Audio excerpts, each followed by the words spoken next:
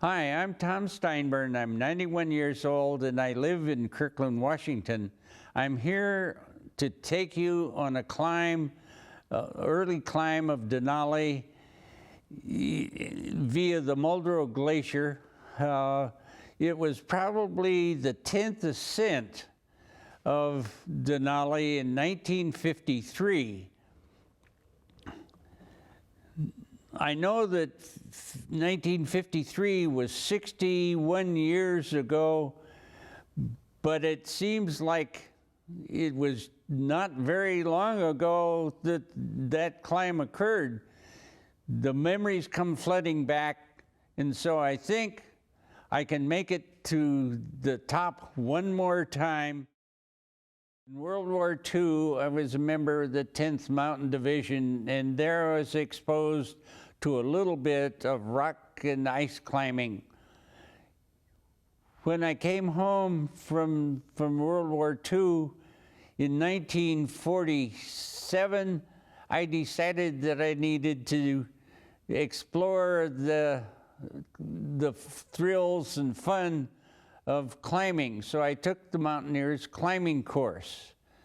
I enjoyed that climbing course so much that in 1948, I became a member of the climbing course instructors. As instructor on the climbing course, we took people up Mount Rainier, probably climbed Mount Rainier 10 to 13, 14 times, climbed Mount Baker, Glacier Peak, Mount St. Helens, Mount Adams, and in addition to that, I climbed in British Columbia and in the Tetons, and life was a real adventure, and I really enjoyed climbing.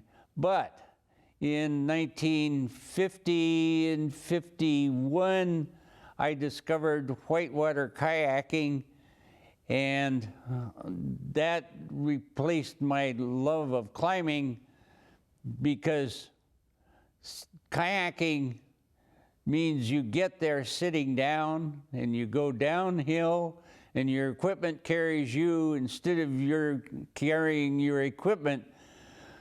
Oh, sorry, I digress. So it's time to get on with the climb. Why climb Denali? Denali is a challenging mountain. It's one of the highest high Arctic peaks in the world, and it's a considerable challenge to do that climb. Denali is a very dangerous mountain. There are a lot of bodies on Denali scattered all over.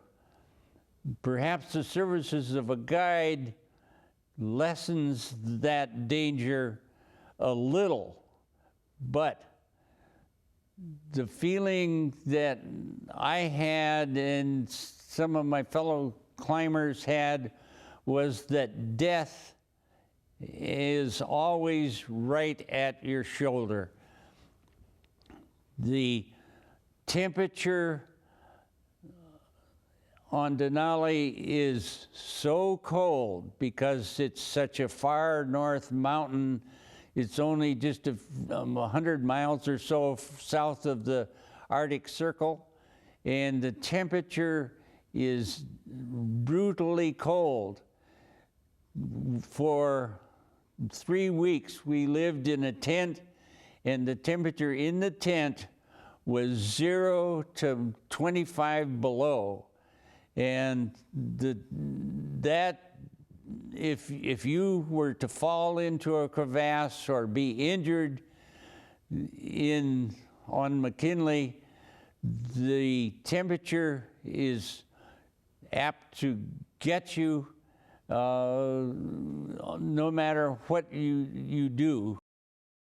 Okay, enough about Denali and the dangers, It's time to get started on the climb. So, if you're with me, let's go. This is a picture of Denali McKinley taken from far out on the tundra. You can see basically the route that we followed. On the lower right-hand side, the Muldrow Glacier goes up behind that peak, and in front of the peak that's on the skyline. Then there's a sharp ridge in the middle of the picture. That is Carstens Ridge. Then we moved on to Harper Glacier and moved up it almost to the skyline between the two major peaks, and then along the left skyline to the summit of the mountain. This is probably the best view of the mountain from the northeast side, and you can see basically the entire route that we took to make this climb. So let's get on with the climb. Here's Fritz Lippmann, who was the team leader. Keith Hart from Alaska. Dave Collins from Seattle. And me. And I had my 29th birthday on the mountain. Incidentally, you'll notice the title of the book, Moby Dick, Tale of the White Whale that sinks the Pequod. This is not a good book to take on Denali. The three of us got on Alaska Airlines plane SeaTac, no, not SeaTac, Boeing Field in Seattle, because SeaTac didn't yet exist, on our way to Fairbanks, Alaska. In Fairbanks, we met Morton Woods and Jenny Woods, who owned Camp Denali just outside the boundaries of the national park at Wonder Lake. And I drew the long straw, which meant that I got to fly with Woody in his airplane down to McKinley Park, and the rest of the guys took the train from Fairbanks to McKinley Park.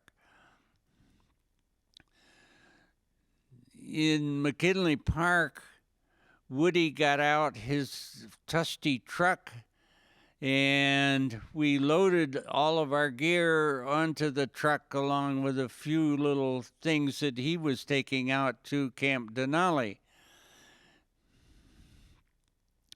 This is the road from park headquarters out to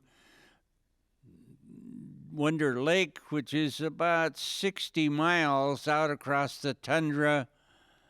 And looking at the Alaska range, those peaks are probably 10 to 12, 13,000 foot peaks several miles away.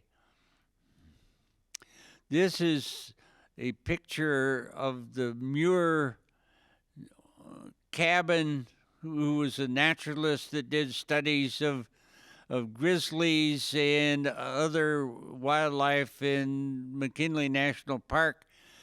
On the door is constructed of 3 layers of 1-inch thick boards with great big nails driven through from the inside to the outside to keep the grizzlies from tearing through the door and ransacking the cabin when nobody is there.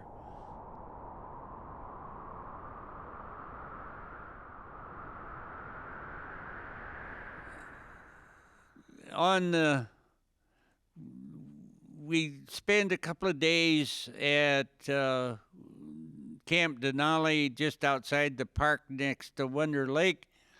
And then Woody took us in his truck down to the closest place that we could get to the McKinley River, which we had to cross in order to get onto the access of the Muldrow Glacier and so on. We had just over 180 pounds, probably 185, 186 pounds of food and equipment per man. So it meant that we had to carry 90-pound pack forward, cache it, come back, pick up the remainder of the stuff, and make another trip to the place where we'd put the cache and set up our tent and so on. In order to ensure equal loads, each person would load up their pack frame, and then it was just sitting on the ground, and each person would go around and lift the pack, and they'd say, "This pack's light," or "This pack's heavy. It's okay." And so we got pretty good at loading a pack so that everybody was carrying pretty much equal loads. In order to get up and start walking with a 90-pound pack, you would stand in front of the pack, and one person would get on each side of the pack, and then the two of them would lift the pack up so you could slip your arms through the pack straps, and then they'd let it come down onto you. And so each of us loaded up with the help of two other helpers. We had to cross about probably half a mile of McKinley River, which is, because of the heavy silt and sediment load, is very braided. There are probably 4 or 5 major channels. This is a minor channel. On the deeper channels, it was up somewhere between your knee and your waist and flowing very rapidly. It's very cold because it exited the snout of the glacier just a mile or two upstream from where we are. And there's a lot of rocks and boulders in the stream bed, and as you cross the deeper channels where the current is really flowing, you could hear the boulders rumbling and rolling down the channel.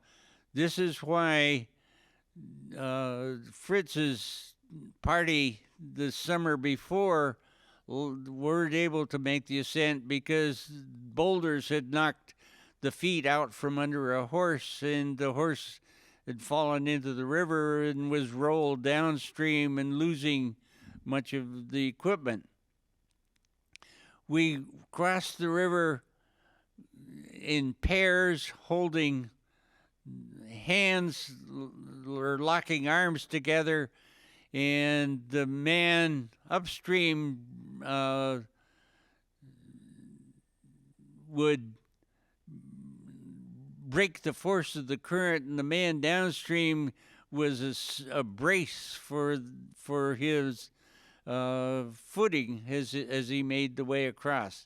As you can see, those are pretty sizable packs.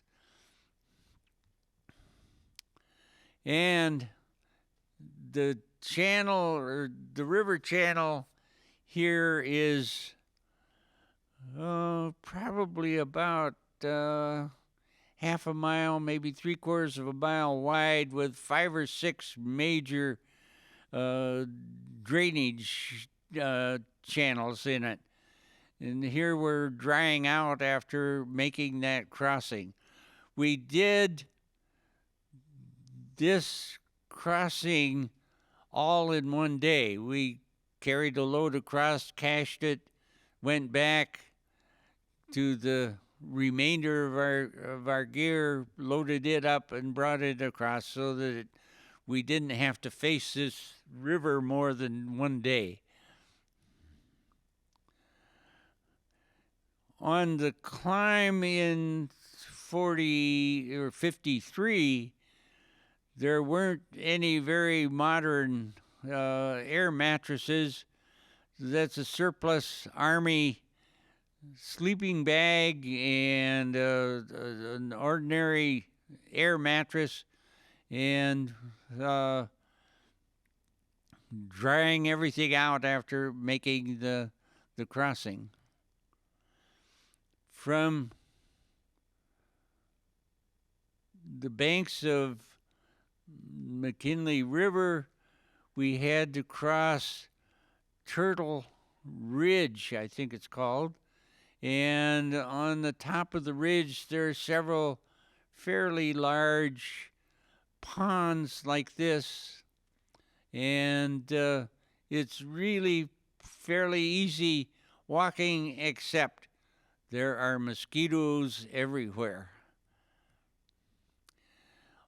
Going across the ridge, encountered a fairly large patch of a white fireweed. The ordinary color of fireweed is a sort of a pinkish purple, and this, for some reason, is a pure white. And I thought it was really interesting, the genetic event. It's the only place I've ever seen white fireweed.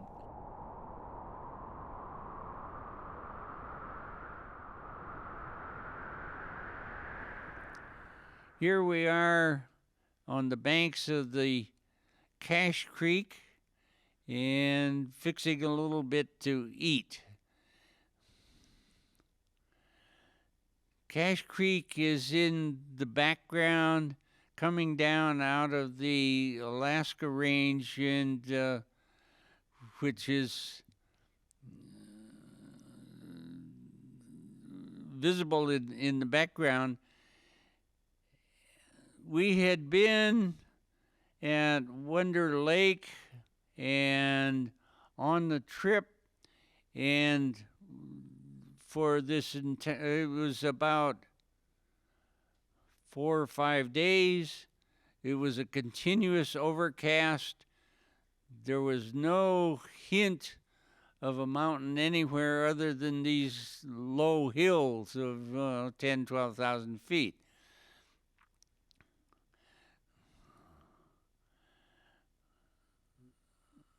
After we had dinner, we were all getting ready to go to sleep in the tent, and I decided I would go outside to take a final leak. And as I was standing there looking around, the clouds began to break up, and here in the distance was this big white patch in the sky. As I looked at it, the clouds moved a little bit, and it wasn't another cloud because there was a big black spot right on the edge of it. And that spot was rock. And I said, oh my God, that's up so high. I had to really look up in the sky in order to see this big white patch with the black rock on it. I called to everybody else, and they came out pouring out of the tent, And it was the first sight that any of us had of Denali since we had gotten there about 5 or 6 days before. It was impressive. I had never realized how high up Denali is. We were at about 2,000 feet, and the top of Denali was 20,230. That's just about 4 miles up, and it's only probably 10, 12 miles away from you. So that's a pretty steep angle that you had to look up in order to see the summit. In the winter, Cache Creek, well, all the creeks freeze. Sometimes they freeze to the bed, and the water pressure flowing down under the snow and ice upstream will force the hydrostatic pressure will force the water to break through onto the surface, and then it flows on the surface and freezes in these huge big ice sheets.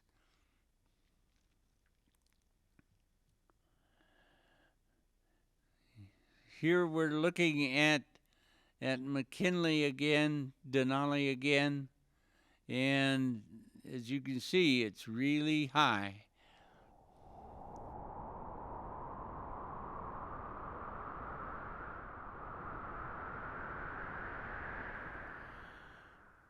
From Cache Creek, from the banks of Cache Creek, we had to make it up to Denali Pass, or McGonigal Pass. And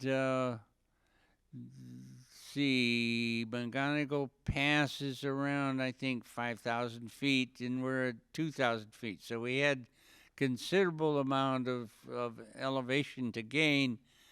Now then, there are 2 ways that you can do this walk. One is you can walk in the stream bed, walking over granite and boulders of various kinds, or you can walk up on the level where the 2 guys are, and eventually you get tired of stumbling over and sliding off of rocks, and you decide it must be easier to walk up on the tundra. But the tundra has grass tussocks, which are about, maybe a foot and a half in diameter, and about 15, 18 inches tall, with a crack between each of the tussocks.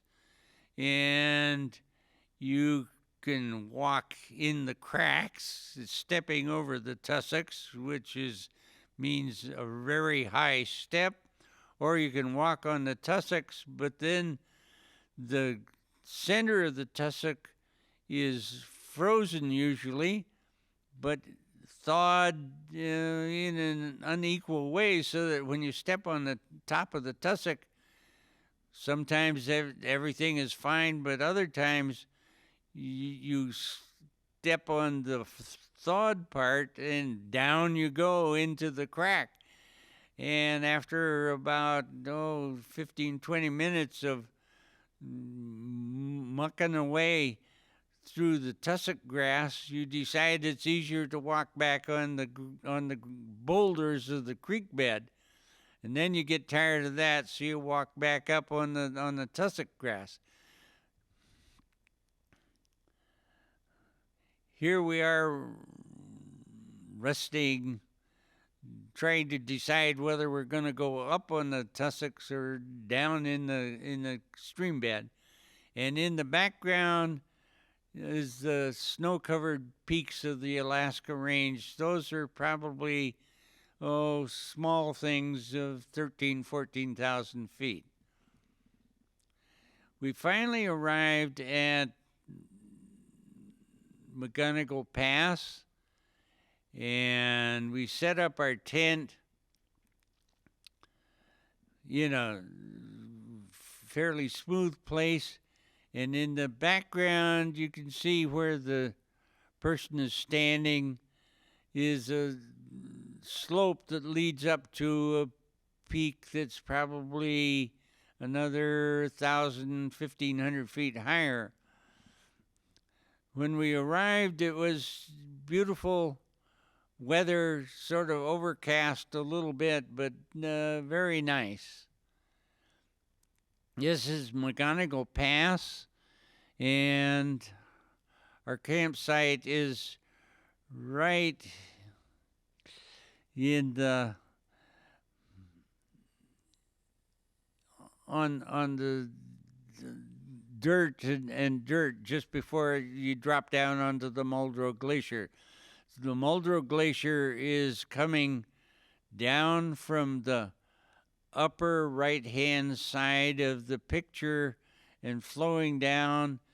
On the left-hand side of the picture is the Trealaika Glacier, which joins the Muldrow, and from that junction, it flows probably another 15, 20 miles down and makes a big bend, and eventually the drainage out of the glacier becomes the McKinley River. As you can see, everything is pretty well snow-covered. And that night, just after we went to bed, we weren't yet asleep, a sudden gust of wind hit the tent, and then it started to rain. The wind blew, and we thought the tent was going to fly away, and the rain was so intense that it just sort of flowed through the canvas of the tent down the walls until finally there was about a half or 3/4 of an inch of water all over the floor of the tent. And one of the guys, I forget who it was, suddenly we thought went berserk because he whipped out his jackknife and began stabbing the floor all over the tent. And he said, "I'd rather have a leaky floor than drown in here." So he was poking holes in the floor of the tent so that we could let the water run out as fast as it came in. In a little while, we decided to go out and see what was going on, and the rain and the wind was very intense, but the rain was warm. It felt like you were in just barely cool shower. And as the rain and the wind continued, there was a constant roar of avalanches coming down off of the peaks around us. And this is the scene that greeted us the next morning. When we arrived that night and set up the tent, all these mountains around us were white, and there was no rock or anything else showing on the glacier. The next morning, you can see that almost all of the snow has been avalanched or melted off of the mountains, and this is nothing but ice is left on there. This is the Muldrow Glacier. In the middle of the glacier, just above the white snow patch, is a mound of sand and very small rocks. Sand doesn't pile itself up like that. Sand would get in a pile like that because it's running into some sort of a hole. This mound of sand and gravel was probably about 8 or 10 feet high. So that night's rain probably took 12 to 15 feet of ice and snow off of the surface of the glacier, and as it melted, it ran sand down into this pile that it things, and then the surface of the glacier melted away from it and left just the pile standing there.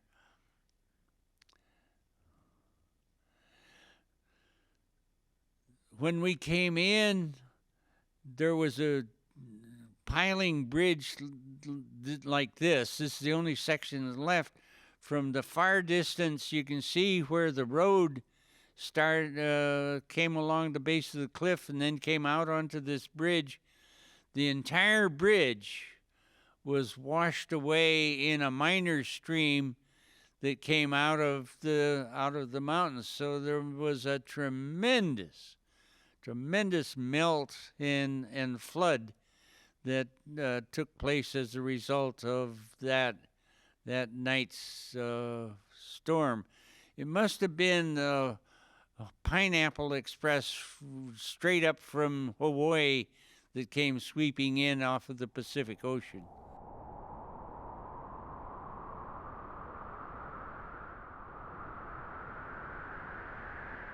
Here we are going from McGonigal Pass up the Muldrow towards the first ice fall. As we walked across the surface of the glacier, it was nothing but sort of bare ice, and you could, every once in a while, you'd see a drainage channel that you had to, well, at first we thought we would jump across. Then somebody pointed out that if you fell down into the drainage channel, and there was probably about 6 to 8 inches of water running through this drainage channel on the ice, that you'd just be swept down the channel, and the channels would probably be maybe a half a mile long, and then they would go plunge directly down into a big hole in the glacier, probably on its way to the bottom of the glacier.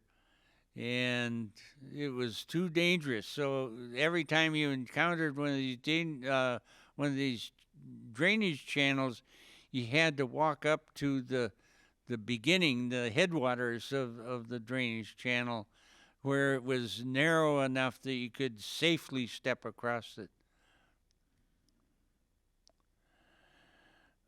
The surface of the glacier was covered in many places with this layer of probably 6 to 8 inches of rock, in fragments of rock. And in the distance, you can see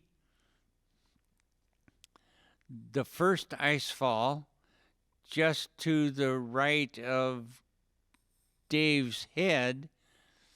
And you see on the left wall of the Muldrow, the right wall of the Muldrow, a big hanging glacier. We'll see more of that in a little bit.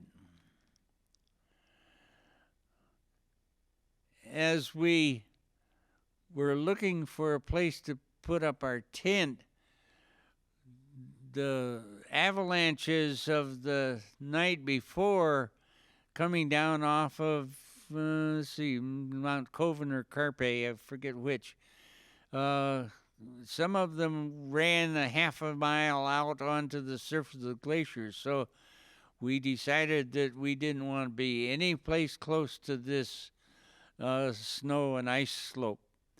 And so we camped out in the right-hand side of the glacier, of the Muldrow. Here's our tent, and as you can see, we're on nothing but rock, and there are little puddles here and there. And as we sat eating our lunch, there were mosquitoes. Now then, there was no green visible anywhere as we were looking around, and for a long time I couldn't figure out why there were mosquitoes out in the middle of this glacial wilderness.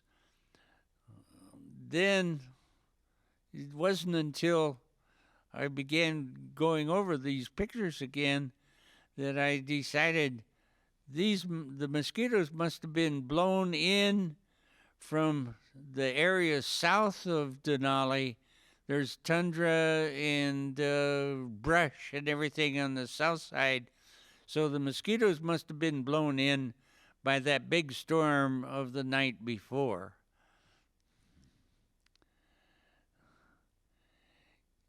You can see the first ice fall just above the top of the tent.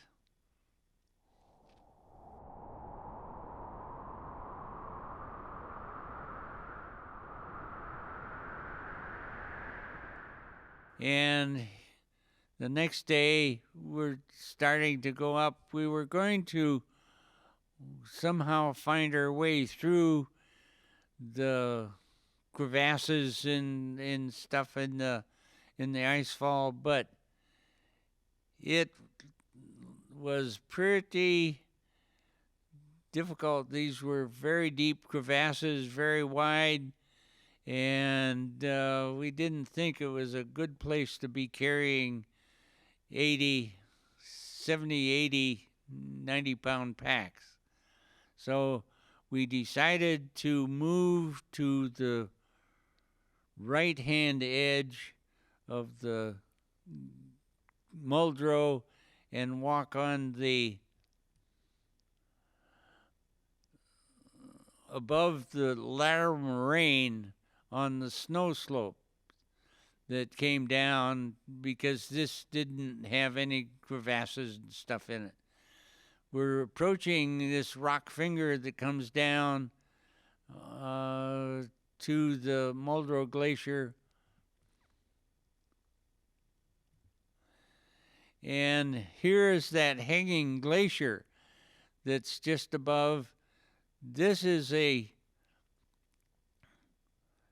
debris slope of chunks of ice and snow that has dropped off of the thing. It shows a person, I think it's Fritz, roped up, but we decided, since this was an active face of the glacier, of the hanging glacier, that was discharging big chunks, sort of Volkswagen car-shaped, car-size chunks every once in a while, that we would go across one by one unroped, because if a big bunch of stuff starts coming down, one person may want to go one way and the other person the other way to get behind something. And if you're roped up, you got to both go the same direction, but that may be pretty dangerous. So we unroped and each went across the debris slope as fast as we could. I remember I was breathless by the time I got to the other side. Then, between the first ice fall and the grand ice fall on the Muldrow Glacier, we set up another tent and had a camp there, and then we had to carry from there up to the Muldrow Basin. This is the snowshoe trail that we made on the way up to carry our first cache up to Muldrow Basin, where the head of the Muldrow Glacier is. This is a picture that I took at about 15 minutes after midnight, and two guys are coming down from our first carry up to the Muldrow Glacier and Muldrow Basin, and we're coming back. And as I was showing this picture once, a lady in the audience said, "Did the trail that you were on go all the way to the top?" And I thought at first, oh, no, of course the trail didn't go. And then I thought about it. Well, yeah, there is a trail there because we had just made it that day.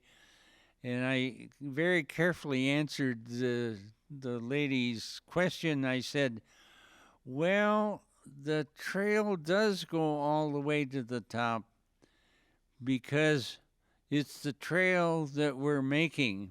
But no, the trail doesn't go all the way to the top because we haven't gotten to the top yet. So this is our trail, not a trail that's already there.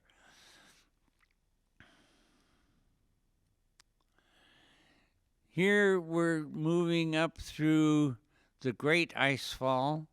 The route was fairly good. There was a lot of fresh snow. Apparently, during the big rainstorm at McGonigle Pass, it was probably snowing up here.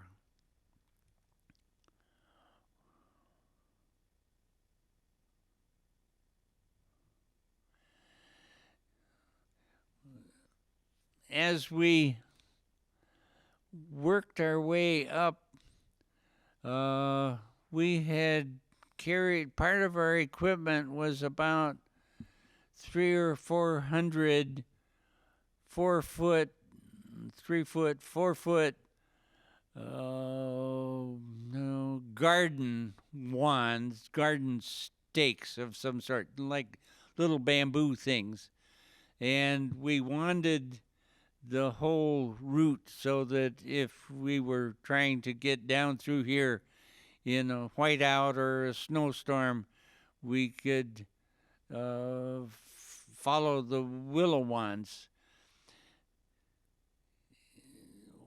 How we planted the wands is we were climbing roped, 2 persons to 120-foot climbing rope, and as the following person came to a willow wand, he would yell out to the lead person, "Wand," and the lead person would stick another wand in, so that all the wands were always just a rope length apart, so that if you found a wand somewhere up ahead, there would be another wand just at the end of the length of the rope.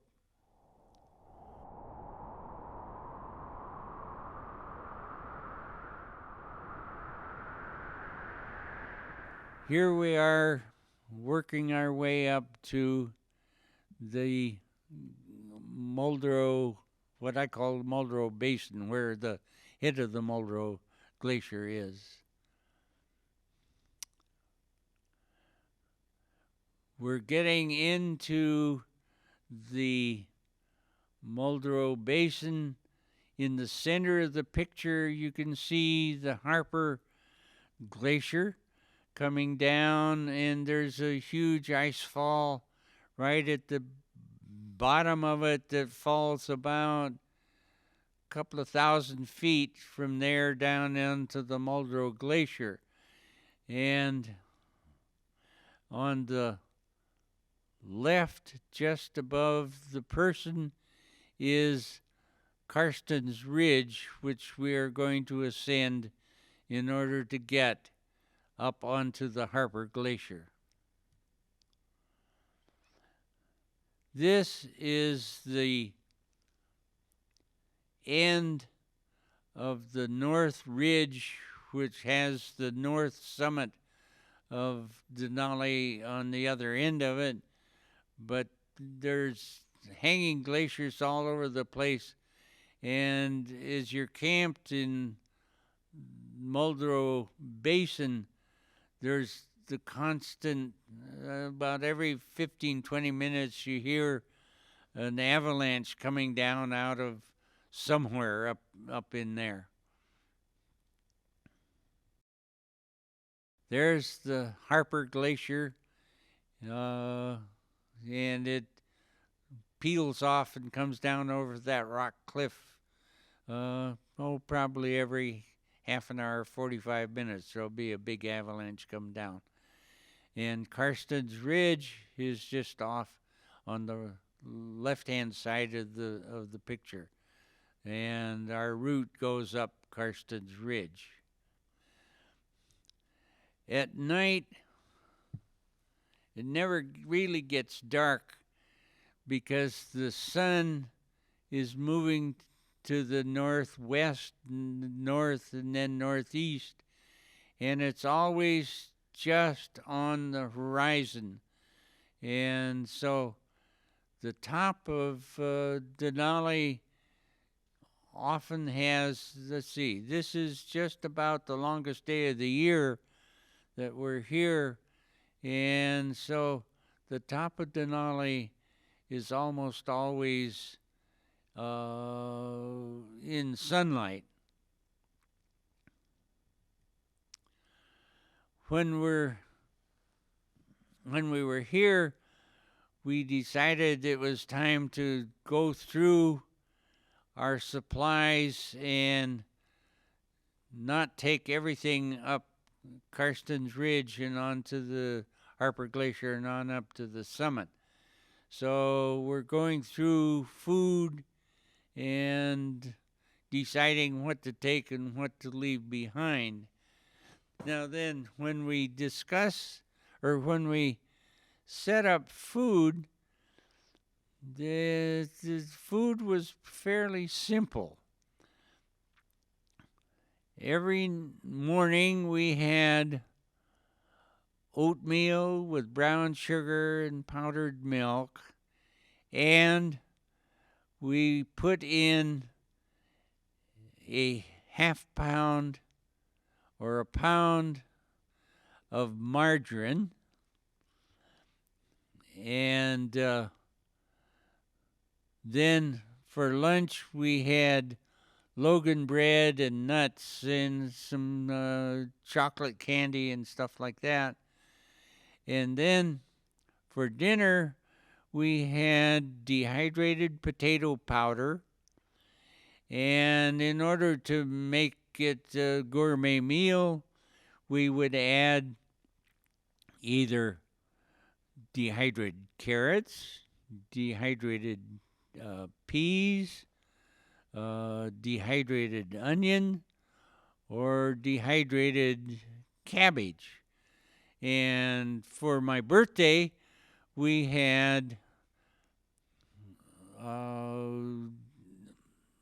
and in addition to whatever the vegetable of choice was, we would add a pound of margarine.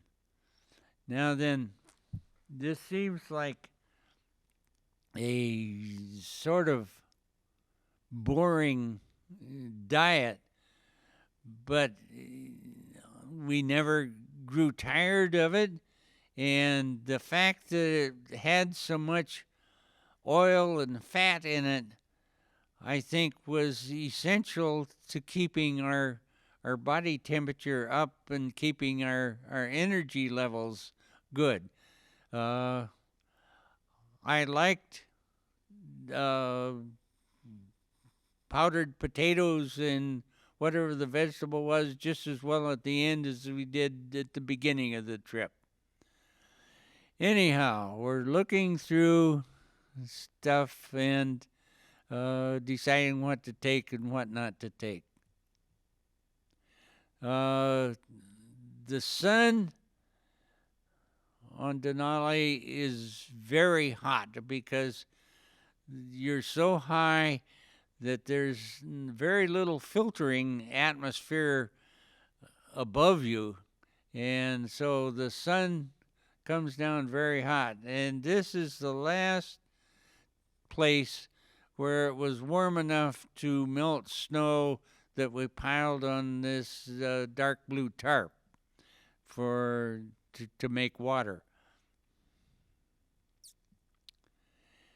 And here is the view of Carstens Ridge, which is probably the crux of the climb. The side of the ridge that you see here is somewhere up just below the rock tower, along on the ridge someplace, is the place that Elton Thayer, I think Elton Thayer was the climbing ranger that we checked in with at Wonder Lake when we made the climb. Elton Thayer, I think a couple of years after, was making a climb of the mountain and coming down. I'm pretty sure it was Elton Thayer. He and his roped companion, fell off of the ridge and down this face and disappeared into a crevasse, and they never recovered his body.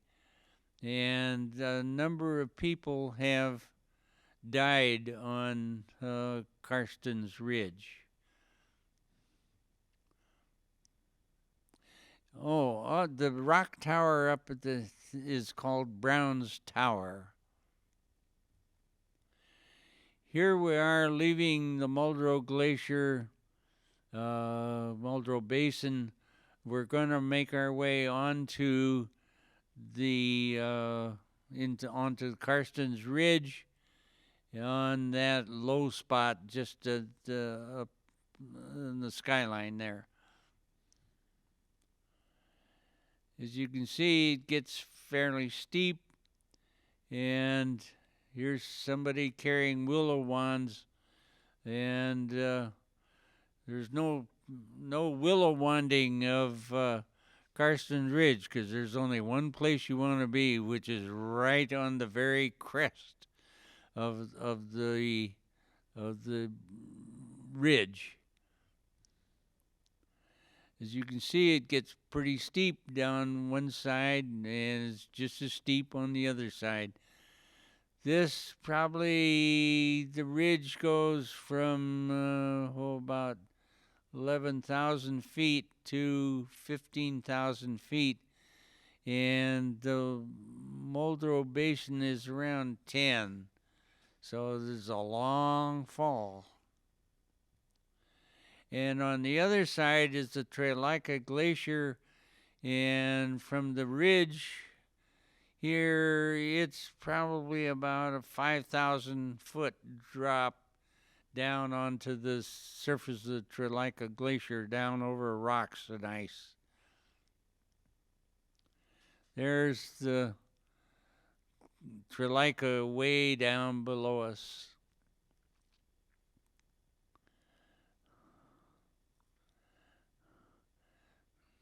More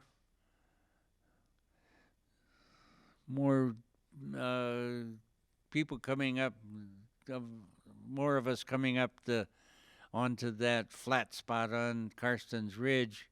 You can see the willow wands that we're carrying up to the upper part of the thing on the top of the pack. And here's in the middle of Carstens Ridge was this very steep section just to the left of the, I think it's Dave Collins, and that's where we're going to set up our tent.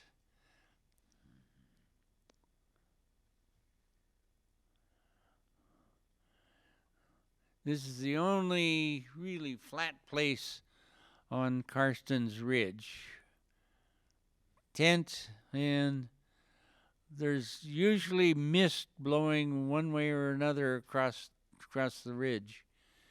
As you can see, the ridge top is fairly sharp, and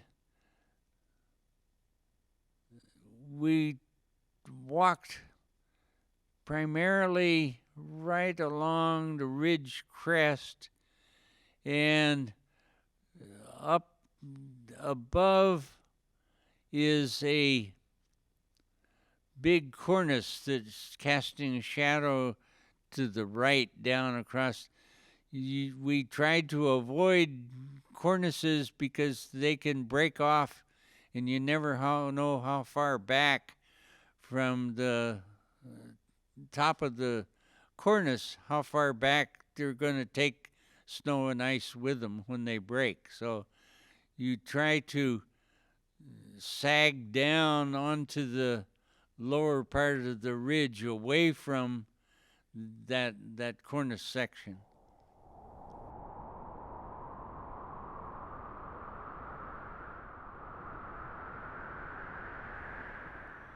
And as you can see, the crest is pretty sharp, and down below you can see how we've sort of sagged down just a little bit away from the sharp edge, because you never know where an avalanche is going to start.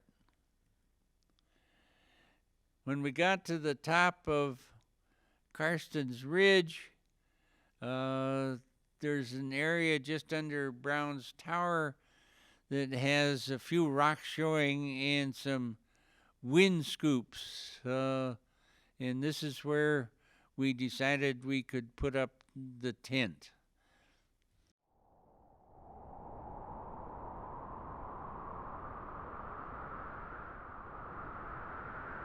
We're willow wanding our way up the Harper Glacier. Brown's Tower is in the background.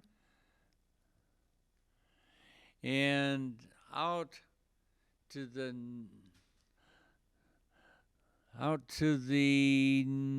kind of northeast is more peaks in the Alaska range. And on a very clear day, you could see peaks 50, 100 miles away. Some of these are Mount Coven and Carpe. Two guys that were climbing in the Denali area way back when that just disappeared. They never showed up from their trip back into that area. What people think happened is probably they dropped into a crevasse and weren't able to get out.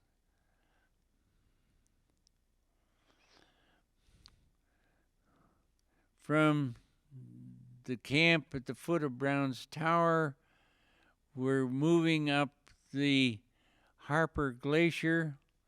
As we were walking up, we're coming back down from it. As we were walking up, we were roped together, all four of us on the combined two climbing ropes, and I forget who it was that was leading, but I was second on the rope, and we were walking along, and all of a sudden I just dropped down to my waist in the snow, and my pack sort of caught on the edge of the hole that I had just poked in the snow, and I yelled, falling, of course, and immediate tension came on the rope from the person that was ahead of me and the two guys that behind me, and I sort of waved my feet around in empty air and said, "Okay," to the two guys that were behind me. I said, "I want tension and a lot of it," and so they put tension on the rope, and I sort of slid out onto the surface of the snow, and I turned around. I said, "Whoa," and turned around and looked at the hole that I had just punked in the snow, and the snow was about maybe a foot thick, and it was hard as rock, and I was out in the middle of a big crevasse that was about 20 feet across, and it was about 10 feet to the wall on one side and about 10 or 12 feet to the wall on the other side. And when I was down at that low position, I could look across the surface of the snow, and I could see that it was just slightly depressed along the length of the crevasse, and off to my right, it sort of slowly pinched out, so that if we walked off to the right-hand side, we could walk around the edge of the crevasse. But if I had gone all the way in, it would have been an extremely difficult situation to get out of, because the rope would have cut into the ice-hard snow, and I wouldn't have been able to get back up onto the surface. This is the real danger on Denali. Well, it's probably danger on a number of peaks, but the crevasse, the snow is at such a cold temperature. It's probably minus 20, minus 25, minus 30 degrees down in the crevasse, and you probably only have a few minutes, maybe 15, 20 minutes before you begin freezing to death. We set up camp at the top of this ice fall on the Harper Glacier, and when we set up a campsite, we had an aluminum probing pole that was about 6 feet long with a sharp point on the end, and we would probe all of the snow all around and set up boundaries that you couldn't walk outside of because you never knew where crevasses were. Now then, what I'm doing here is cutting snow blocks for melting snow for drinking fluids and cooking fluid. Now then, notice the can on the very right-hand edge of the picture.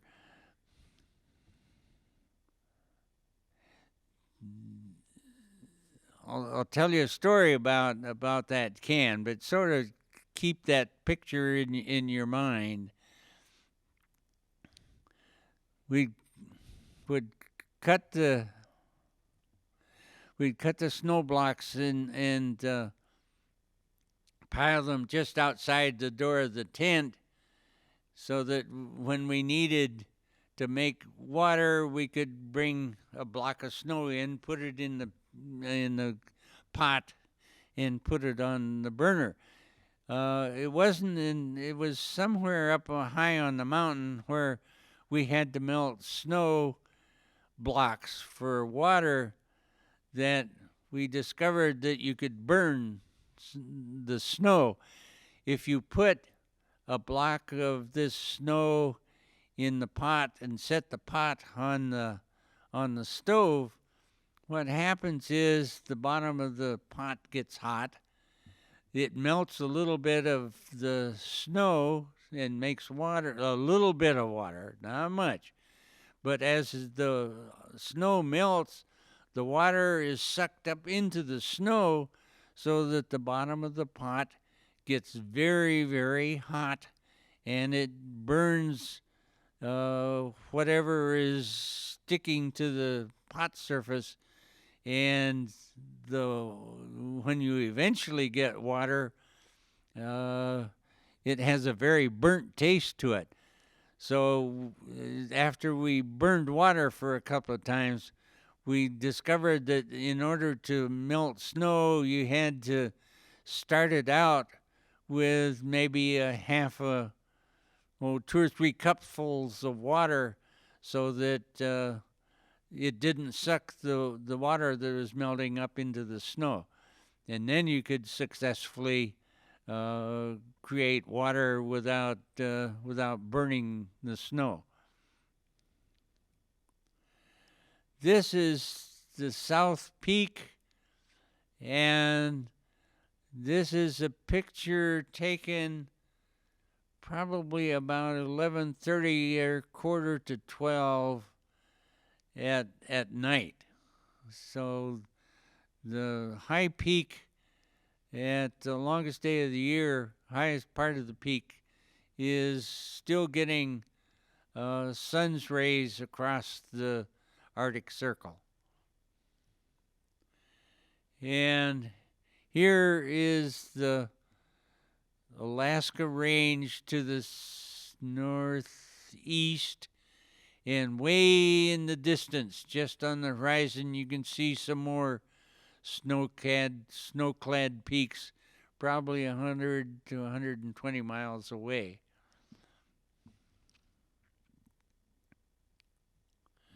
Incidentally, as soon as the sun left, the temperature immediately would drop 15 to 20, 25 degrees, and the temperature, we had a thermometer in the tent, and the thermometer in the tent, when the sun was not on the tent, was minus 15, and the coldest that we had was minus 25. One night I was eating or drinking some soup, and I had it in my bowl, and I fumbled the bowl, and some soup spilled out, and before the soup hit the floor of the tent, it was ice. And I thought, wow, that's really cold. And it was interesting that our diet, which had so much fat in it from the constant, we were probably using 2 or 3 pounds of margarine a day, doing breakfast and dinner with margarine in the food. I think it was the fats that kept us warm. And that was a kind of a night view, and this is the day view.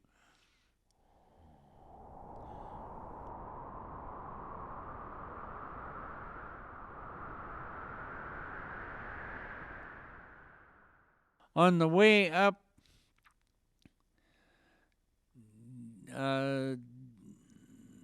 we sat in a circle having lunch, and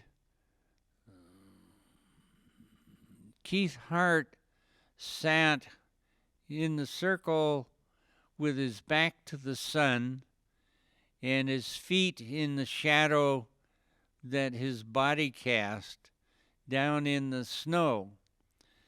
And we ate lunch probably for about 20 minutes, maybe half an hour. And the sun, because there's no atmosphere, or very little atmosphere filtering out the rays of the sun, the sunlight is very, very intense. And Keith was getting kind of sunstrokey or something like that from the intense heat of the sun on his back, but his feet were in the shadow down in the snow, and the temperature, because the snow is so white, it reflects all of the sunlight back into space, and no sun energy is absorbed by the snow. And the internal temperature of the snow is probably, my guess is it would be minus 20, minus 30 degrees Fahrenheit. And so while he was getting kind of sunstroke from the sun on his upper body, he was getting frostbite on his feet. And when we got to the high camp and set up the tent, he was not feeling at all good. And so he went to bed, and we gave him a little bit of food, but he didn't want to eat very much, and some water, and it was obvious that he was in pretty bad shape. We said that we would see how he was in the morning. In the morning, he was not feeling any better at all. In fact, he was feeling quite a bit worse. And so Fritz and Dave and I walked about 15, 20 feet away from the tent, and we were saying, well, let's abort the climb and take him down, so that I think what he was having was HAPE, high altitude pulmonary edema, because he was not breathing very well, and he was getting worse and worse as time went by. And I guess he was able to hear what we were saying, and he yelled out, "If you guys don't try for the summit, I'm just going to lay here and die. In fact, I think I'm dying anyhow. And if you don't try for the summit, I'm not going to move." And we tried to talk him out of it, but he was adamant that he was not going to move unless we tried for the summit. So we decided, okay, on the next day, we would try for the summit, and the three of us, and see if we could make it, and then he would cooperate with us in getting him down. So here we are on the next day, walking up towards Denali Pass, which is at 18,200. And we arrived at Denali Pass and looked out to the west, and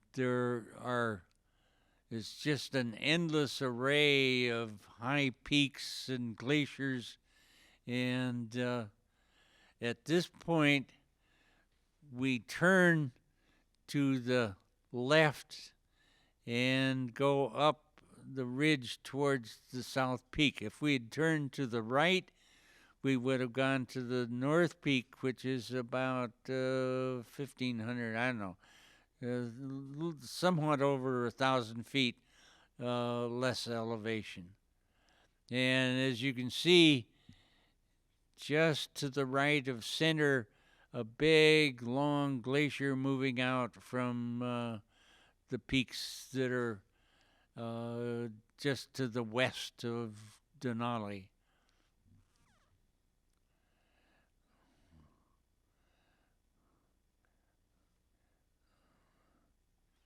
More of those peaks. And here we're moving up towards the peak, which is just slightly to the on the left side of the picture. We sat on some of these rocks to have lunch, and Dave Collins got out the first aid kit to get something, and we had lunch, and when we left, Dave left the first aid kit sitting on the rock. Now then, for a long time I thought, geez, Dave is not doing very well. We were up around 19,000, almost 2,000 feet, 20,000 feet. And I thought, Dave isn't doing very well. But then as I began to think about it, I thought, gee, there was Fritz and myself, and we didn't check to see where the first aid kit was. Well, anyhow, I think we were all beginning to be a little anoxic from the altitude. Okay, so we continued on up, and the peak is just off to the left side of the center of the skyline. It's pretty steep in some places. It's not ice climbing, but it's good steep slopes. This was kind of dismaying. When I saw this thing, I said, oh, God, we have to go up that. And at 19,000 feet, this is not easy. I think that's Fritz working his way up some of those last slopes. And here's Dave resting, and the peak is one of these points sticking up into the sky.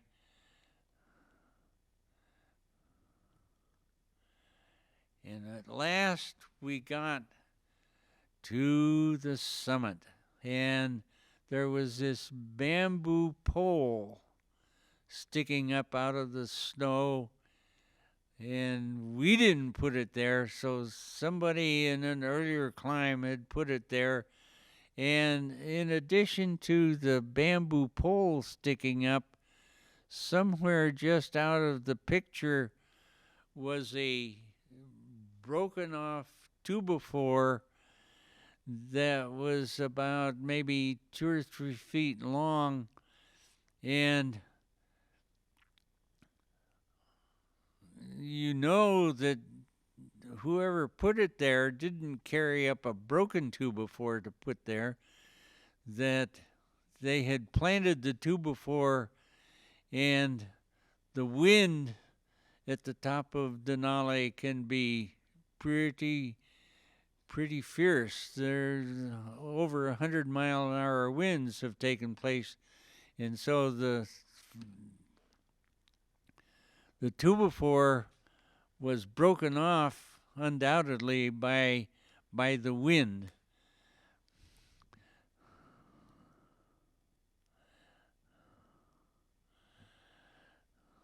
Here's yours truly at the summit of the North American continent. When my wife saw that, she said, "Man, that looks like you just purchased the whole damn thing."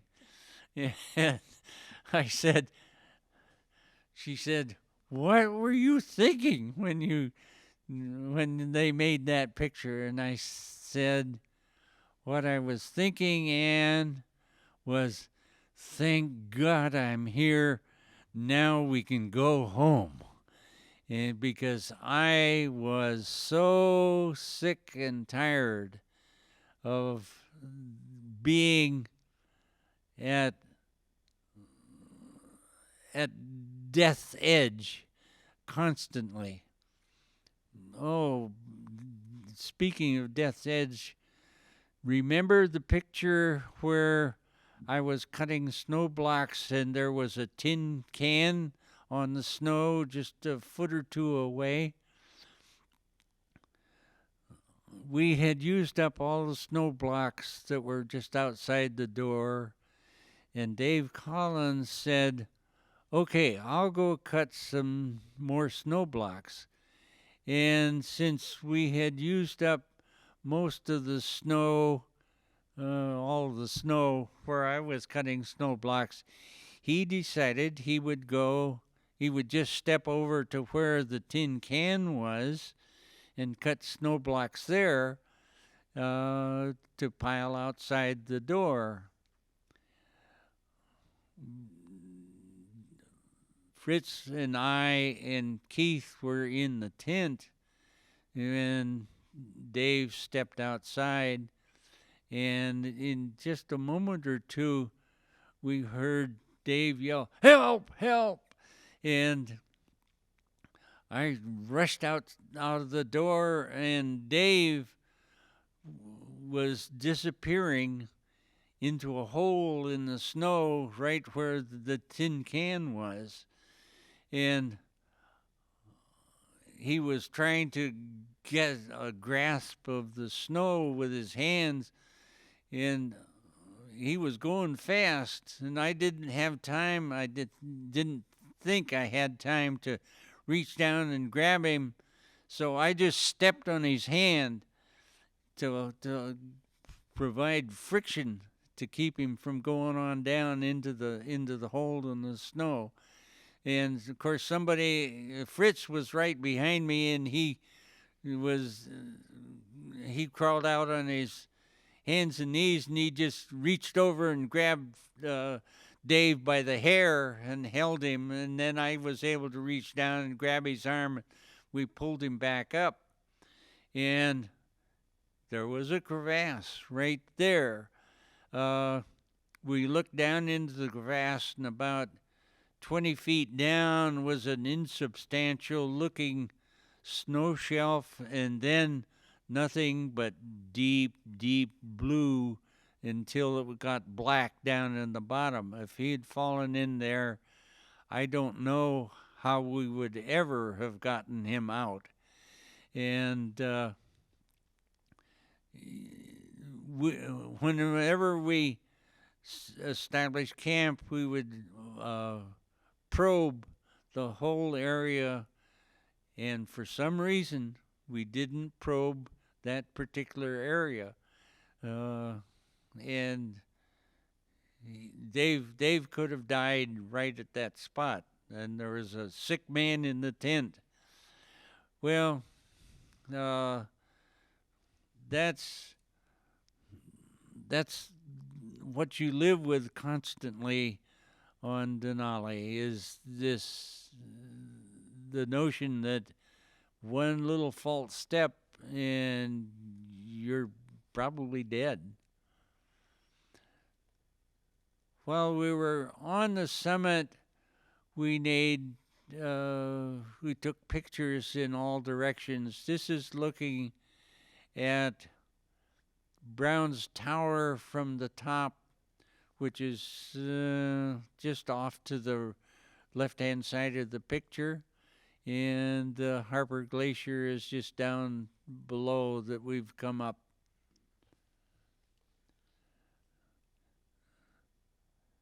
This is looking to the southwest,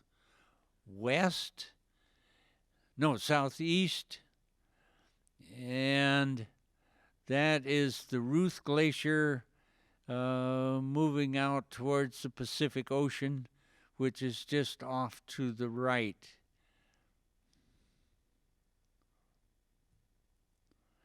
Incidentally, there was a group of 10 or 12 Japanese, well, I don't know how many there were. There was a fairly sizable Japanese climbing group that was moving up the Ruth Glacier to climb the south face of Denali, and they were never heard from again. And they never found a single trace of the Japanese climbing party. What probably happened was an avalanche came down, swept over them, and they're somewhere down on the Ruth Glacier. This is the view out to the west. Oh, as we were climbing on the summit day, as we got up in the area of where the rocks were, there was a strong smell of volcanics. And we looked at each other and said, Denali, Mount McKinley is not volcanic. Why? What's happening here? Is the mountain going to erupt or something? Because it was very, very strong smell. Was after we got down off of the peak,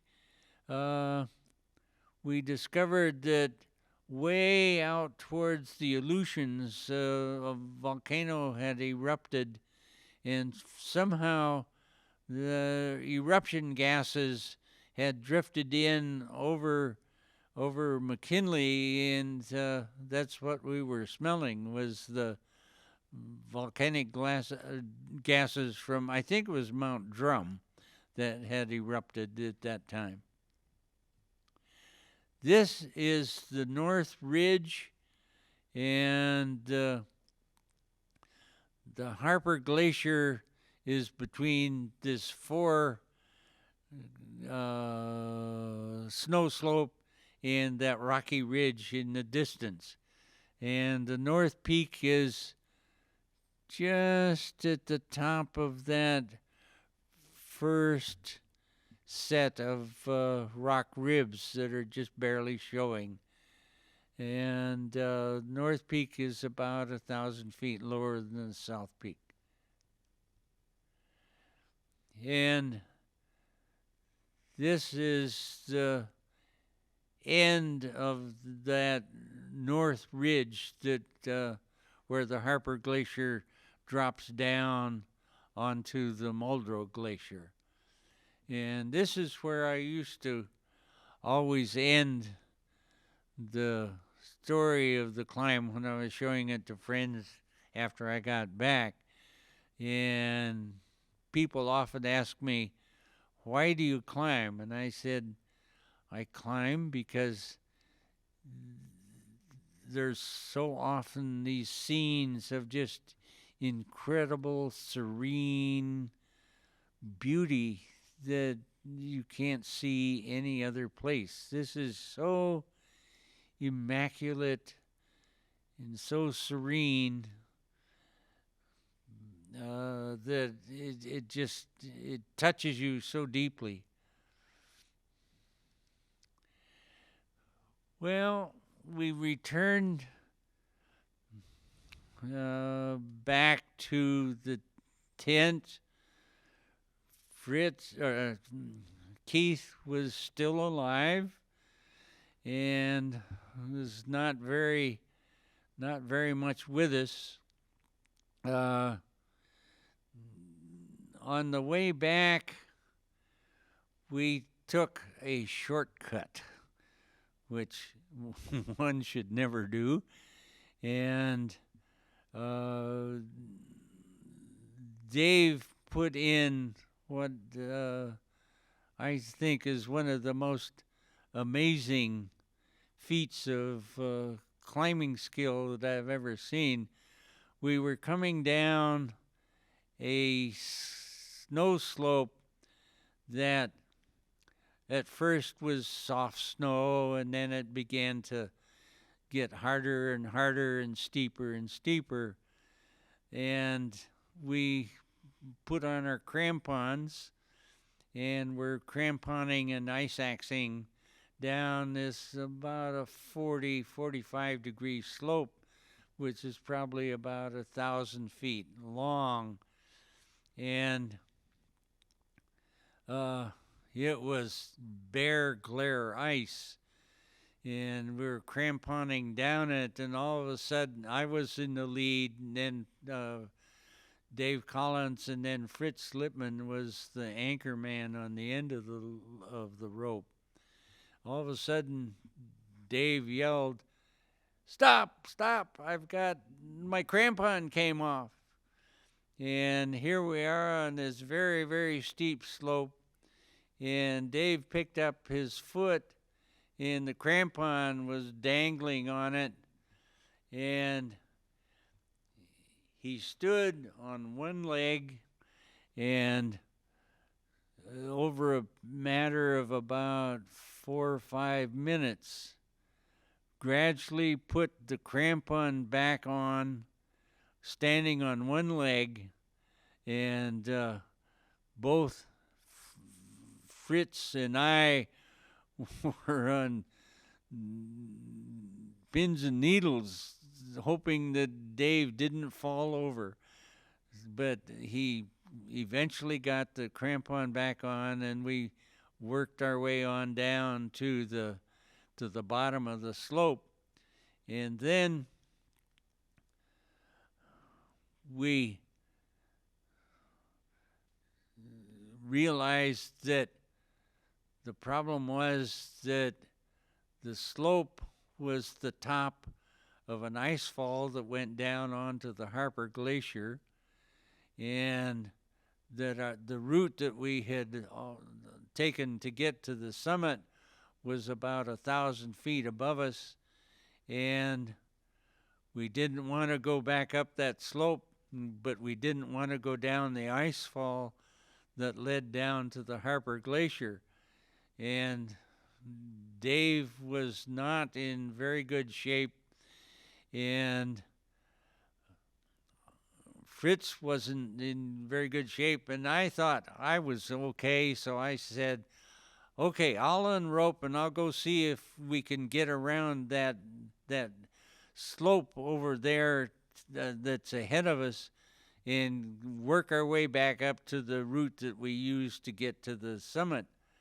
Well, I unroped, and I went about 200 or 300 feet out across the glacier, and I crossed a couple of snow bridges, and suddenly, at about 300 feet out, I stopped and I said, "What in hell am I doing out here unroped? If I drop into a crevasse, I'm dead. And this is absolutely the most stupid thing I've ever done in my entire life."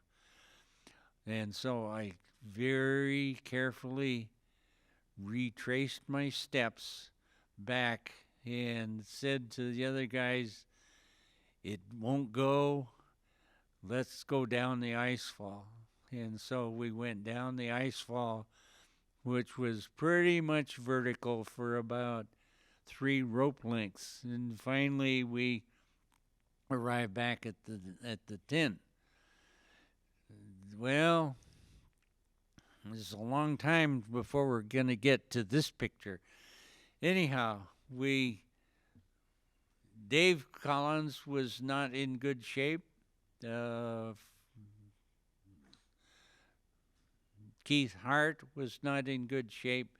So the next morning we were going to go down to our high camp, or down to our camp at the foot of Brown's Tower next to that big rock, blown out hole.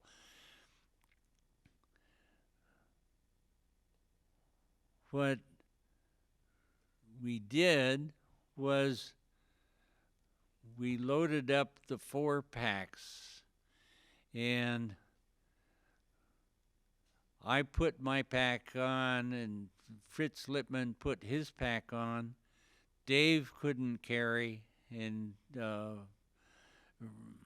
Keith Hart couldn't carry.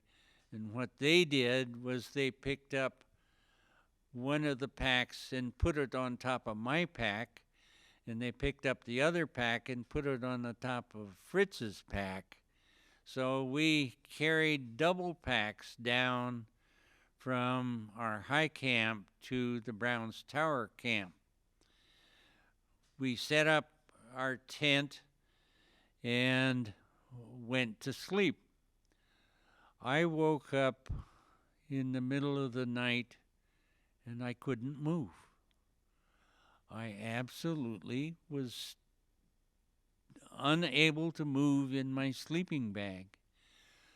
What had happened was, and I talked out loud to the guys, and I said, I can't move.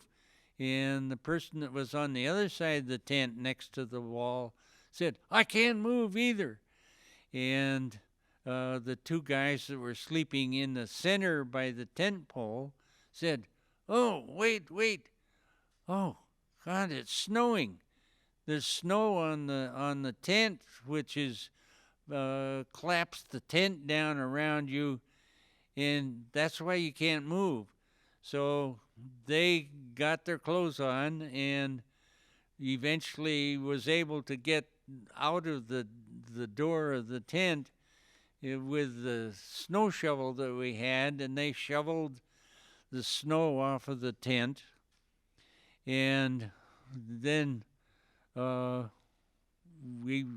they came back in, and we had something to drink and decided to go to sleep again. But we decided that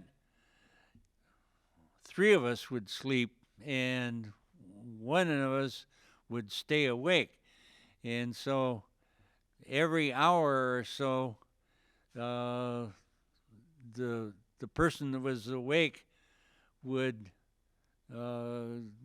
put his clothes on and, his outer clothes on, and go out and shovel the snow off of the tent so that we wouldn't be trapped in the tent. And then the other person would take his turn at staying awake and keeping the tent shoveled off of snow. It snowed probably about, it was snowing about 6-8 inches an hour, or maybe a foot an hour, because we were in this cloud, a very dense, foggy cloud that was just snowing like crazy. It snowed all that night. It snowed all that next day. It snowed that night, the second night, and we were really running out of places to throw the snow. Well, finally, on the morning of the second night, we woke up and there was clear sky above us, and we decided, okay, we can go down. So we saddled, packed everything up into our packs and started down the slopes onto Carstens Ridge. This is the result of 2 days of powder snow that's coming down. As you can see, the lead man is walking through snow that's up to his shoulders. The second guy is only up to his waist because he has a sort of a semi-packed trail, and the third guy is somewhere between his knees and his hips. Well, we got down onto the... Oh, by the way, both Dave Collins and Keith Hart recovered as soon as we got back down to around 15,000 feet. So their recovery was complete. As we looked at Carstens Ridge, I, for one, and I forget who the second one was, said, with all this new powder snow just fallen on this steepest part of the ridge, it's foolish to go down in this thing. We need to go back up to our campsite and reestablish our camp and go down after it's had a day or two to anchor, to solidify and stabilize so that it isn't so avalanchy. I forget who it was that agreed with me that we should not go down. The other two persons said, no, we should go down. We need to get off of here. Well, this was the only major disagreement that I can remember on the entire trip. The two of us that wanted to go back up to the campsite we had just abandoned couldn't convince the other two that they needed to go back up with us. The two of them that wanted to go down couldn't convince the two of us that wanted to go back up that we ought to rope up with them and go down. Well, we sat in the wind and the mist that was blowing across for a half an hour, talking about, are we going to do it or we are not going to do it? Now then, I want to make a comment here that this was a major disagreement, but I don't remember that anybody was angry. I don't remember that anybody was disagreeable. It was just that two of us had very firm opinions that we ought to be back up, waiting for things to stabilize. Two of us were of the opinion we could go down and that we ought to go down. Well, it was obvious that we were sitting there with the snow and wind blowing across the ridge, that nothing was going to change one way or the other. And finally I said, okay, I'll agree to go down if I can have a half an hour to write a goodbye letter to my wife. And so I sat in a bucket in the snow, got out some writing material, and I wrote 2 goodbye letters to Anne, my wife.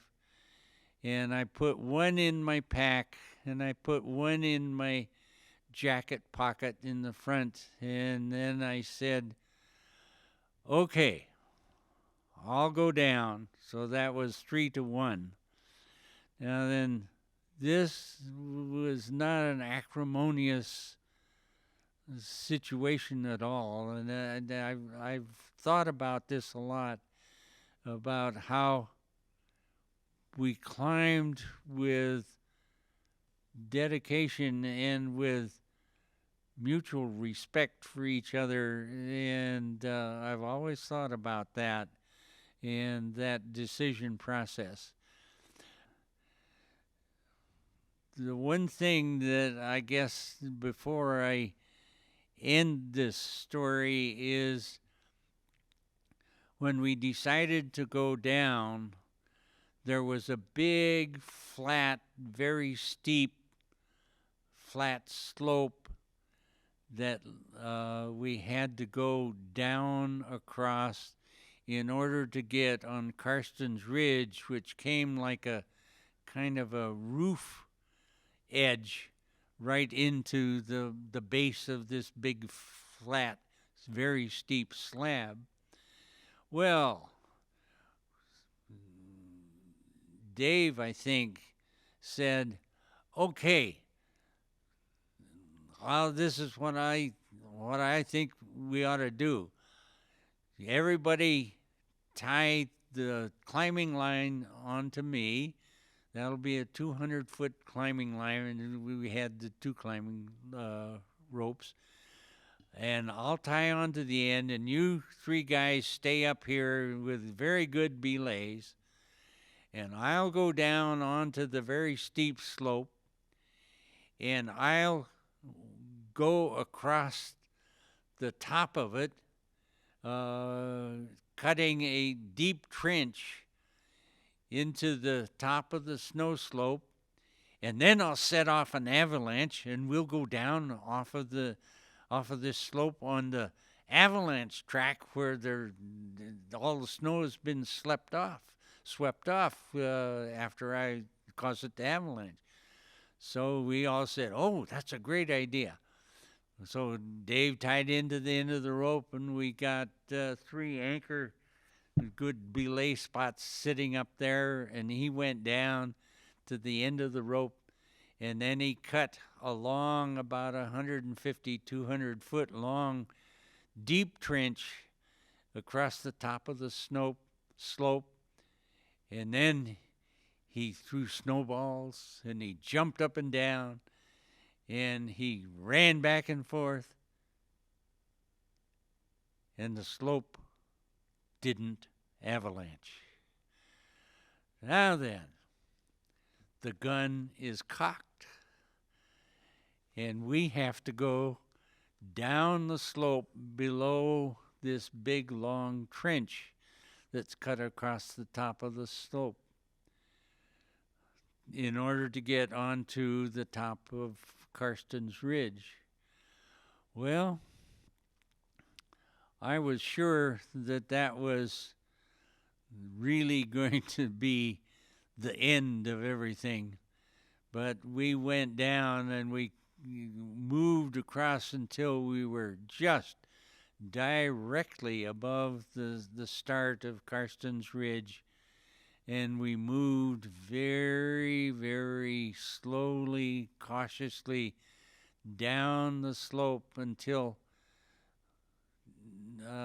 Dave was on the top of Carstens Ridge and moved out onto it, and then Fritz, and then me, and finally Keith Hart.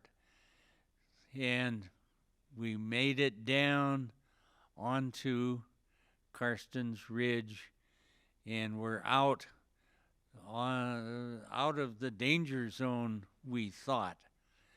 Except as we went down Carstens Ridge, we set off a couple of little minor avalanches that would take out 50 or 100 feet of snow slope and send it down onto the Glacier or down onto the Muldrow Glacier on the other side. As we came down off of Denali, and I thought about this climb And since we carried a load of stuff forward, cached it, walked back to our camp, then the next day we would carry the remainder of the stuff forward to the cache, set up camp, and then the next time you just do the same thing over. It meant that the mountain was really climbed twice and descended twice. And it's about a 30-mile hike all the way from our start next to, or on the road across the McKinley River. That meant that the total trip was somewhere just under 120 miles. That's a long way to go, and it's a lot of stuff to carry. And it was a great trip, but I didn't want to ever do it again. Thank you for going on the climb with me, but now we have reached the top and it's time to go home. But the problem is we have all run out of film. So there are only a couple of pictures left that are part of the descent from Denali. I have written a description of that descent, which is available to those that want to find out what happened on going down. I'd like to point out that on almost all mountains, the deaths and dangers are occurring on the descent rather than on the ascent of the mountain. And on the descent of Denali, we encountered some major problems and some really strange events that I have described in this written addendum to this story of the climb of Denali, and it is available for you to read and figure out how we got down off of the top.